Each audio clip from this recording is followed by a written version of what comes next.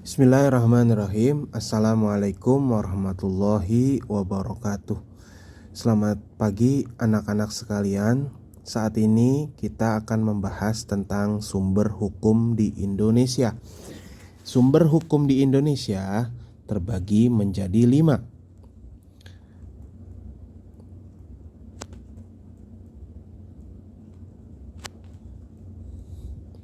Yang pertama, ada undang-undang atau dalam bahasa yang lain dinamakan statuta.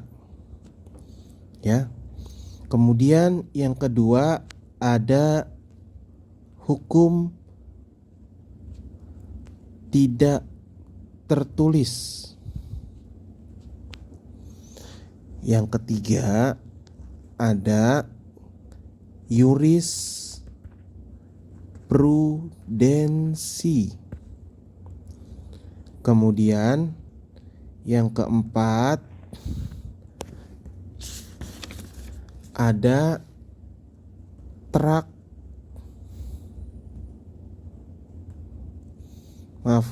traktat. Dan yang terakhir ada doktrin. Ya. Jadi hukum di Indonesia itu ada 5 sumber hukumnya. Yang pertama undang-undang, yang kedua hukum tidak tertulis, yang ketiga jurisprudensi, yang keempat traktat, dan yang kelima adalah doktrin. Baik, kita mulai satu persatu. Yang pertama ada undang-undang atau statuta. Ya. Undang-undang ini artinya peraturan yang dikeluarkan oleh pemerintah yang sah, ya, yang isinya mengikat secara umum dan berlaku bagi semua warga negara, ya, seperti contohnya Undang-Undang Dasar, ya, kemudian Perpu atau Perda, ya, peraturan daerah, Perpu, peraturan pusat, ya. Undang-undang ini merupakan peraturan yang disebut undang-undang karena bentuknya, ya. Bentuknya artinya tadi, ya, bentuknya mengikat secara umum dan berlaku bagi seluruh warga negara. Yang kedua ada hukum tidak tertulis. Yang pertama, hukum tidak tertulis itu kita maknai sebagai kebiasaan-kebiasaan, ya, atau hal yang dilakukan secara berulang-ulang serta diterima dan diakui oleh masyarakat, ya. Ini diartikan atau dimaknai juga dengan konvensi, ya, atau kebiasaan. Ya. Contohnya seperti apa, ya? Contohnya adalah ketika kita memasuki daerah tertentu, ya, maka secara hukum itu memang tidak tertulis dalam undang-undang, tapi dalam hukum yang berlaku di daerah tersebut, ya, itu wajib kita taati. Seperti misalnya ketika kita masuk ke daerah Baduy atau ke pedalaman suku Baduy, ya, kita tidak diperbolehkan untuk menggunakan elektronik, ya. Itu merupakan hukum yang tidak tertulis atau yang menjadi kebiasaan yang berlaku pada masyarakat di sekitar situ. ya. Jadi kita harus patuhi hukum yang seperti itu. Yang ketiga ada jurisprudensi. Jurisprudensi ini ya dimaknai dengan keputusan hakim terdahulu ya. Jadi sebelumnya belum ada nih contoh kasusnya, tapi kemudian ada karena adanya keputusan hakim yang memutuskan perkara atau hal-hal yang tidak diatur oleh undang-undang ya. Banyak contohnya ya.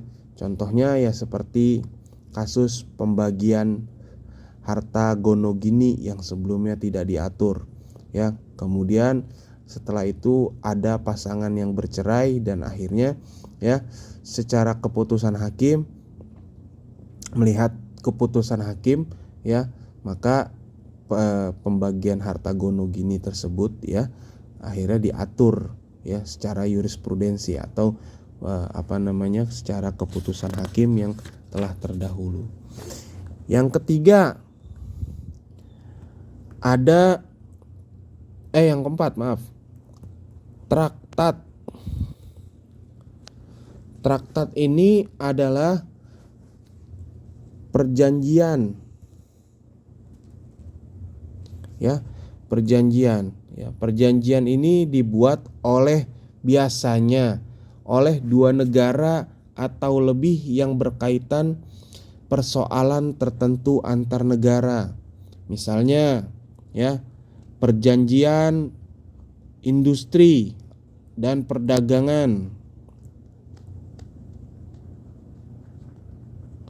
perjanjian atau kerjasama tentang pendidikan ya, kemudian perjanjian tentang kegiatan ibadah seperti contohnya traktat kita dengan negara Arab Saudi ya, perjanjian bahwasanya jumlah kuota atau bagian jamaah yang mendapatkan jatah untuk melaksanakan ibadah haji setiap tahunnya ya, atau ibadah umroh pada setiap kesempatannya ya, diatur oleh dua negara tersebut, Arab Saudi dan Indonesia. Jadi traktat ini adalah perjanjian dua negara atau lebih. Kemudian yang terakhir ada doktrin ya. Doktrin ini artinya adalah pendapat ya yang dilontarkan oleh para ahli hukum terkemuka ya, yang menjadi asas atau dasar tentang hukum beserta penerapannya ya. Doktrin ini juga merupakan yang menjadi sumber hukum di Indonesia. Jadi ketika ada seorang ahli hukum yang berpendapat tentang sebuah kejadian atau sebuah perkara, maka doktrin ini juga bisa dianggap sebagai sumber hukum ya. Selain yang tadi keempatnya ya. Ada yang pertama tadi apa? Kita review undang-undang. Yang kedua ada hukum tidak tertulis. Yang ketiga ada jurisprudensi atau keputusan hakim sebelumnya. Yang keempat ada traktat atau perjanjian dua negara atau lebih. Yang kelima ada doktrin ya. Nah, ini merupakan kesemuanya menjadi sumber hukum ya Indonesia ya. Dari kelima hal ini maka hukum di Indonesia ditegakkan ya. Maka sumber hukum di Indonesia ya kita pahami ada 5 sumber ya. Jadi ketika ada yang bertanya, Pak, sebenarnya dari mana hukum ini ya, hukum perkara ini ya. Nah, kita bisa meng-cross checknya, apakah itu bersumber dari undang-undang